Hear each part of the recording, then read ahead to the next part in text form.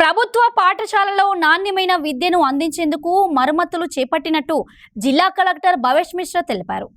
గురువారం జిల్లా collector Bhavesh Mishra Panchayati Raj engineering అధికారులతో కలిసి మహాముత్తారం మండలంలో సుడిగాలి పర్యటన నిర్వహించి పాఠశాలలో జరుగుతున్న మరమ్మతు పనుల పురోగతిని స్వయంగా పరిశీలించారు.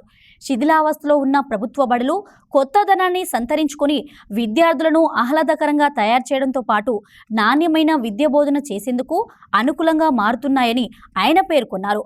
పాఠశాలలు పునఃప్రారంభానికి ముందు పూర్తి స్థాయిలో చేపట్టిన పనులను యుద్ధ ప్రాతిపదికన పూర్తి చేయాలని వివోలను ఆదేశించారు.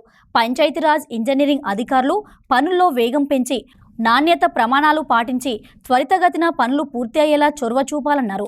పనుల్లో ఆలస్యం వహిస్తే సహించేది లేదని హెచ్చరించారు. మహాముత్తారంలోని ప్రాథమిక ఆరోగ్య కేంద్రంలో నిర్మిస్తున్న డాక్టర్ క్వార్టర్స్ను సందర్శించి ఆగస్టు 15 లోపు భవన నిర్మాణం పూర్తి అవ్వాలని సంబంధిత కాంట్రాక్టర్ను ఆదేశించారు.